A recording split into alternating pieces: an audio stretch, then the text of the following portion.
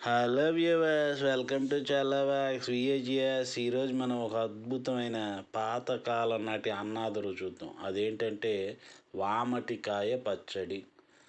ఇదేంటంటే ఈ కాయలు ఈ సీజన్లో దొరుకుతుంటాయి. మన భాద్రపద మాసం, ఆశ్వీజ మాసం సీజన్లో చిన్న చిన్నగా ఉంటాయి అన్నమాట. చూడండి ఇలా చక్కగా వీటి చాకులు పెట్టి కూడా మనం ముక్కలు చేసుకోవాల్సిన పనులు. శుభ్రంగా కడుక్కుని చూడండి చక్క అటు చివర ఇటు చివర తుంపేసుకుని చేత్తోనే చక్కగా చూడండి చిన్న చిన్న ముక్కలు చేసేసుకోవచ్చు. ఇవేంటంటే చిన్న చింతకాయలు అన్నమాట. అంటే పెద్ద అయితే గింజ అవన్నీ పెట్టి పెద్ద చింతకాయలు అవుతాయి అన్నమాట. ఇవేంటంటే పెద్ద చింతకాయలు మనకు పులుపు ఎక్కువ ఉంటుంది. ఇందులో పులుపు కొంచెం తక్కువ, కొంచెం వగరు మిక్స్ అయ్యి అదో రకమైన రుచి చాలా బాగుంటుంది. అసలు దీన్ని ఎందుకు ఆ పేరు వచ్చిందంటే దీన్ని వామనకాయ అనేవాళ్ళట పూర్వం. దాన్ని అంటం చేతకాక మనం ఇటు చేసి వామటికాయని చేసామన్నమాట.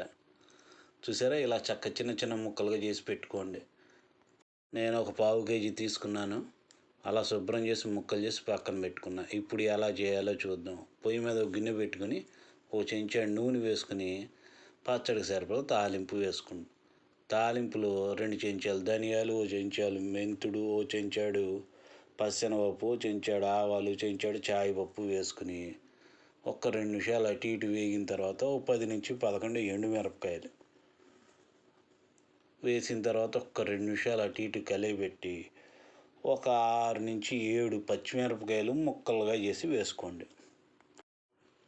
వేసుకున్న తర్వాత కలిపెట్టుకోండి. చక్కగా మాడకుండా అటు ఇటు ఇక్కడ తాలింపు మాడకూడదు, పచ్చిమిరపకాయలు ఎండుమిరపకాయలు మాడకూడదు, కానీ వేగాలి. చక్కగా జాగ్రత్తగా చిన్న మంట మీద చక్కగా అటు ఇటు కలిపెట్టుకోండి. ఒక 4-5 వెల్లుల్లిపాయ రెబ్బలు వేసుకోండి. వేసుకొని చక్కగా అటు ఇటు కలిపెట్టండి. ఓ పావు చెంచాడు ఇంగువ కూడా వేసుకుని, నేను పొడింది కాబట్టి పావు చెంచాడు వేసా, లేదంటే కొంచెం పెద్ద సైజు పలుకు ఒకటి వేసుకోండి ఉంటే గడ్డలు అయితే. చక్కగా అటు ఇటు కలిపెట్టుకోండి. మాడకుండా చక్కగా వేయించుకోండి. చూసారా వేగిపోయింది. ఇప్పుడు ఏం చేస్తారంటే తీసి ఒక ప్లేట్లో చల్లారి పెట్టుకోండి. మొత్తం చల్లారిన తర్వాత చిన్న మిక్సీ జార్ ఒకటి తీసుకుని అందుట్లోకి మనం ముక్కలు చేసి పెట్టుకున్న ఈ వామటికాయలు ఉన్నాయి కదా అవన్నీ వేసేసుకోండి. వేసేసుకొని దాన్ని చక్కగా ఒక్కసారి ఇలా పట్టుకోండి. పట్టుకున్న తర్వాత ఒక పావు చెంచాడు పసుపు, రుచికి సరిపడా ఉప్పు, నేను ఒక పావు చెంచాడు వేసి బాగా మళ్ళీ ఇంకో మెత్తగా పట్టుకోండి. ఇప్పుడు వేయించి పెట్టుకుని ఎండుమిరపకాయ, పచ్చిమిరపకాయ తాలింపు మొత్తం వేసి మెత్తగా పట్టుకోండి.